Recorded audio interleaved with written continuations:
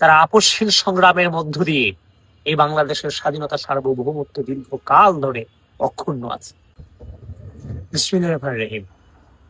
প্রিয় বন্ধুগণ, বাংলাদেশ তার ইতিহাসে যে ক্রান্তি লগ্নগুলো পার করে আসছে,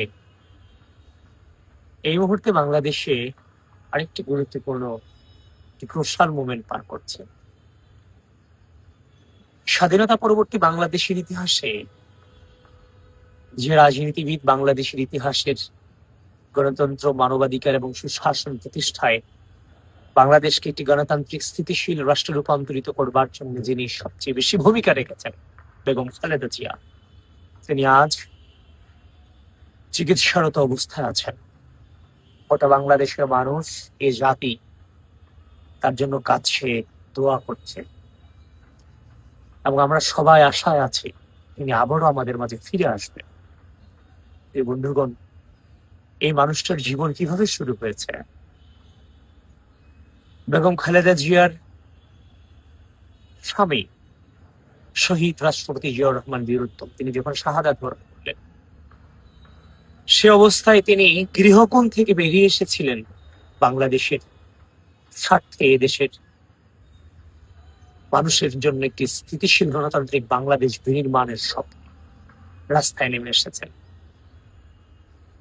অনেক রাজনৈতিক ব্যক্তিত্ব সেখানে আপোষ করলো বাংলাদেশের প্রশ্নে, বিভিন্ন ক্ষেত্রে দেশীয় এবং আন্তর্জাতিক ষড়যন্ত্রের ক্ষেত্রে আপোষ করলো। বেগম খালেদা জিয়ার রাজনৈতিক জীবনের ইতিহাসে তিনি সব সময় আপোষহীন ছিলেন।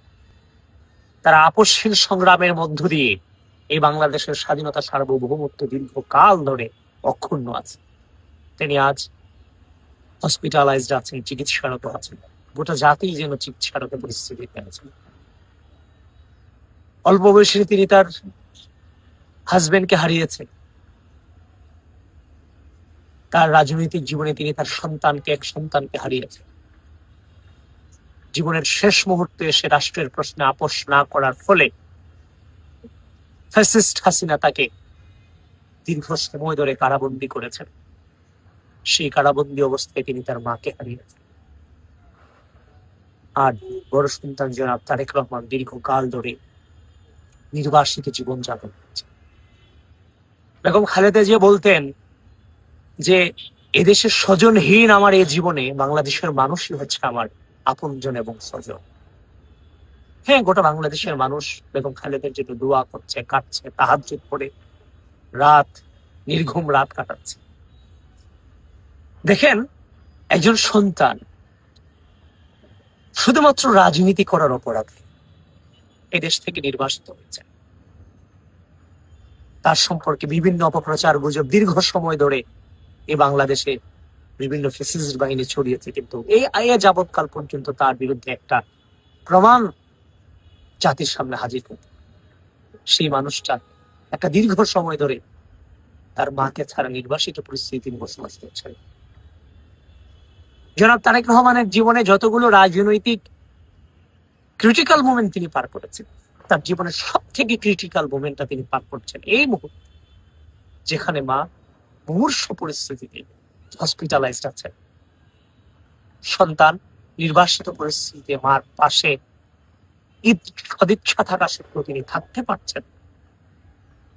বিভিন্ন রাজনৈতিক, বিভিন্ন নিরাপত্তা ইস্যুতে ফ্যাসিস্ট চলে গেল। দেশীয় এবং আন্তর্জাতিক ষড়যন্ত্রে জনাব তারেক রহমানের নিরাপত্তা ইস্যুতে তিনি বাংলাদেশে এখনো পর্যন্ত তিনি আসতে পারেননি। কোন সন্তানের কিংবা কোন নাগরিকের ইচ্ছা চায় না যে সে তার দেশে বসবাস করতে আসবে না, কিংবা সে তার দেশে আসতে মন চায় না? কোনো বিবেকবান মানুষ কখনো এটাকে বিশ্বাস করতে পারে। শুধুমাত্র ষড়যন্ত্রকারীরাই বিভিন্ন ধরনের অপপ্রচার এবং গুজব ছড়াচ্ছে। একটু চিন্তা করুন তো, এই মুহূর্তে এই বাংলাদেশ সব থেকে খারাপ পরিস্থিতিতে কে আছে?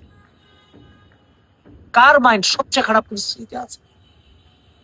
মা মুমূর্ষ পরিস্থিতিতে হসপিটালাইজড, সন্তান নির্বাসিত। একদম মানবিক দৃষ্টিকোণ থেকে নিরপেক্ষভাবে একটু অনুভব করেন জনাব তারেক রহমান কেমন আছেন। তার জীবনের সব থেকে খারাপ সময়টা তিনি পার করছেন।